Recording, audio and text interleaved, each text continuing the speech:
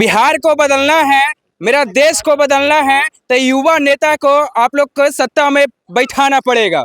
क्योंकि जो जमीनी स्तर से जुड़े रहेंगे वही गरीबों का दर्द समझेंगे, वही किसानों का दर्द समझेंगे। जो एसी में रहते हैं उनको क्या पता कि जो एक मेरे साथ में प्रिंस भैया हैं जो जन सुराज के प्रत्याशी, और यहाँ पे देख सकते हैं कि कितने सारे तमाम युवा इनका सपोर्ट में जुड़े हुए हैं।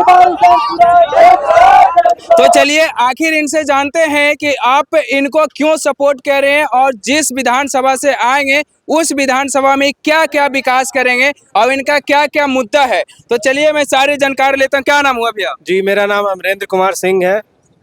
आप जन सुराज में जुड़े हैं, प्रिंस भैया के सपोर्ट करें। आखिर जन सुराज में आपको क्या ऐसा लगा कि जन सुराज के आप सपोर्ट कर रहे हैं? अगर जमीनी स्तर से विकास को देखा जाए तो नया पार्टी है और नया चीज़, नया डेवलपमेंट लेके आएगा। हम इस मकसद से जुड़े हैं कि हर तरह का विकास ग्रामीण क्षेत्र से हो सके और ग्रामीण क्षेत्र से साथ में अर्बन डेवलपमेंट भी हो सके, इसीलिए हम इस जन सुराज से जुड़े हैं।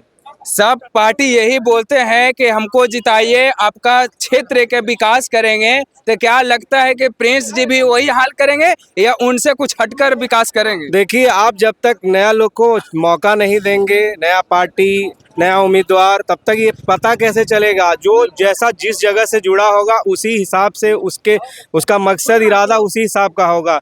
हमारे प्रिंस भाई गांव से जुड़े हैं, ग्रामीण विकास चाहते हैं, साथ में ये अर्बन में ये रहते हैं, काफ़ी पढ़े लिखे इंसान हैं। इन्होंने यूपीएससी का तैयारी भी किया है, साथ में नेट जीआरई क्वालिफाई किया है, तो ये पढ़े लिखे हैं, ज़मीनी स्तर से जुड़े हैं। तो मुझे लगता है, उम्मीद है कि ये इस बार बढ़िया विकास करके हमको दिखाएं। चलिए, यूपीएससी की तैयारी कर रहे हैं तो आप स्टूडेंट के जो दर्द होता है, दर्द को पूर्ण रूप से आपको पता होगा। आपके साथ ये इतना युवा है और कहीं ना कहीं सब एजुकेटेड ही होंगे। युवाओं के लिए आपका क्या रहेगा? नहीं, सिंपल विजन ये है कि जैसे हम सब युवा को इस सरकारी नौकरी के नाम पे ठगा जाता है, समझ गया ना। और पूरा का पूरा जितना टॉप क्लास का कॉर्पोरेट एम्प्लॉयमेंट जितना है वो सब महाराष्ट्र में है, गुजरात में है, कर्नाटका में है, केरला में है। तो वो पूरा एम्प्लॉयमेंट यहाँ क्यों नहीं आ सकता है? यहाँ का मजदूर वहीं क्यों जा सकता है? समझ गया ना। और बिहार जो है जननी रही है राजनीति का, यहाँ हर घर में एक नेता जन्मता है। ये और जो भी 1975 का भी जो ये नारा था वो यहीं से शुरू हुआ, यहीं से आंदोलन शुरू हुआ, छात्र आंदोलन भी यहीं से शुरू हुआ। आप बीपीएससी का भी मसला देख रहे हैं, 66 भी हो, 67 भी हो, सब में घोटाला हो रहा है। लेकिन सरकार का प्रभुत्व इतना स्तर का है कि अब कितना भी घोटाला हो जाए, कितना भी प्रूफ दे दे, कोई सुनवाई नहीं है। छोटा से छोटा स्तर का कोई, चाहे कोर्ट का एग्जाम हो जाए, पुलिस बहाली हो जाए, दरोगा बहाली हो जाए, हर तरह के एग्जाम में पेपर लीक का समस्या आ रहा है। तो मुद्दा सिर्फ ये है, मैं भी एक छात्र रहा हूँ और मैं जिंदगी भर छात्र रहूँगा। छात्र रहने में कोई बुराई नहीं है, जिंदगी भर सीखते रहना चाहिए। लेकिन हम युवाओं का मुद्दा लेकर आए हैं और सिंपल मुद्दा यह है कि जो कोई भी पढ़े लिखे युवा है, जरूरी नहीं है कि वो जिंदगी भर सरकारी नौकरी की तैयारी में अति रहे और घर और ठोकर खाएं, समझ गया ना। हमारे यहाँ भी इंडस्ट्री लगना चाहिए। येरू में स्टील प्लांट था, कोई नेता चालू नहीं करवा पाया। अगर आप स्टील प्लांट नहीं चालू करवा पा रहे हैं तो उसके जगह पे कोई बीपीओ सेंटर भी 10 को लग सकता है, 4 को भी लग सकता है, उसमें एक बजरंगगंज का भी प्रतिनिधित्व हो सकता है। तो इन सारे चीज़ों पर किसी का ध्यान नहीं है। सारे नेता का ध्यान बस इस चीज़ पे है कि 5 साल राज किए, 2-4 को रोड का फीता काट दिए, एक आगो पुल बनवा दिए, जिंदाबाद हो गया, फिर अगला 5 साल रिपीट हो गया। तो ये सारा चीज़ को, धारा को हम तोड़ना चाह रहे हैं कि विकास का मतलब सिर्फ रोड बनाना और पुल बनाना नहीं होता है। ये हमारे बहुत सारा जनता है इस चीज़ को जानते भी नहीं है।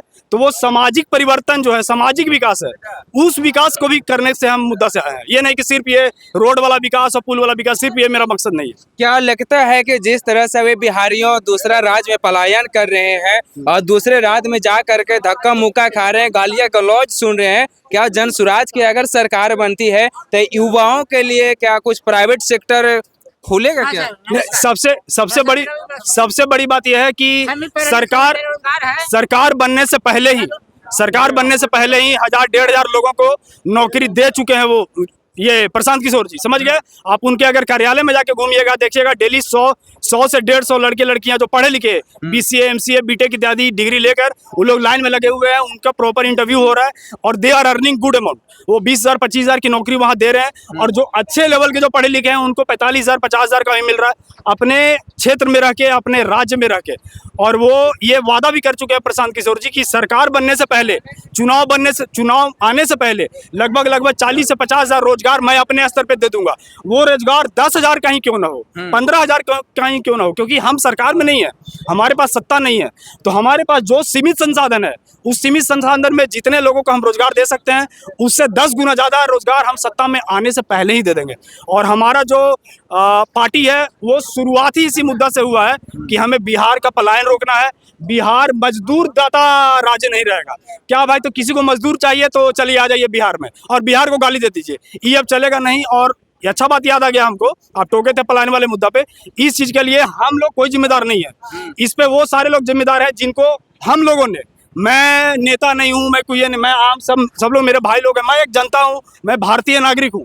तो मेरा इस चीज़ का भी कचोट दिल में रहता है कि जो सदन में जो लोग पहुंचे हुए हैं, सांसद हैं, विधायक हैं हमारे, वो इन मुद्दों के बात क्यों नहीं उठाते हैं। वो बस पैसा कमा लिए, 4 को सफारी रगड़ लिए, 4 को झंडा लगा लिए, जिंदाबाद हो गया, 10 जगह पैसा बांट लिए, कभी चुनाव निकल गया, कभी हार गया और चल रहा है वो चीज़।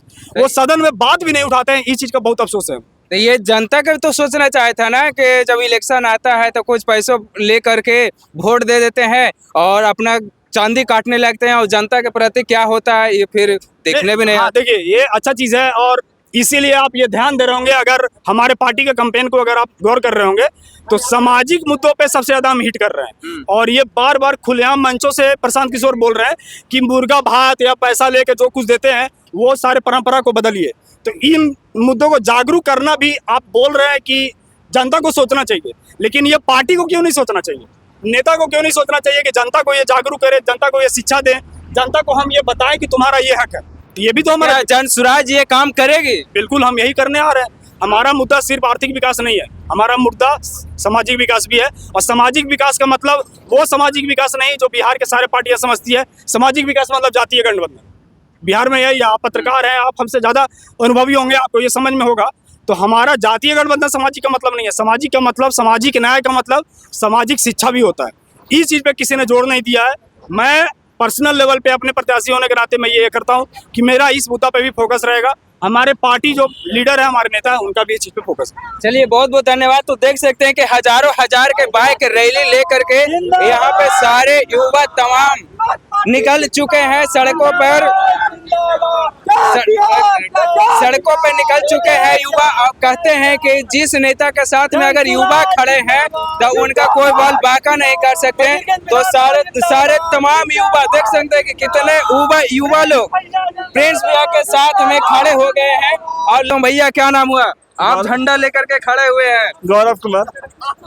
क्या ये झंडा सिर्फ हाथों में रहेगा या अंगूठा पे भी आएगा? अंगूठा पे भी आएगी। अंगूठा भी वही दबेगा? जन स्वराज। क्यों? इसमें सही लोग हैं और सही प्रयास है। क्या आपको लगा कि जन स्वराज को हमको वोट करना चाहिए? इसमें इसका जो थीम है वो सब बहुत गुड थिंक है, ठीक है। इसमें सोच अच्छा है, जो विकास किया जा सकता है बिहार में। पे सिर्फ रैली में शो करने आए हैं या तो फिर वोट भी करिएगा? वोट भी करेंगे, हम लोग सब वोट करेंगे। जन स्वराज को वोट दीजिएगा। दम देंगे। किस लोग, युवा लोग, सब लोग इस बार जन स्वराज को इसलिए लाना चाहते हैं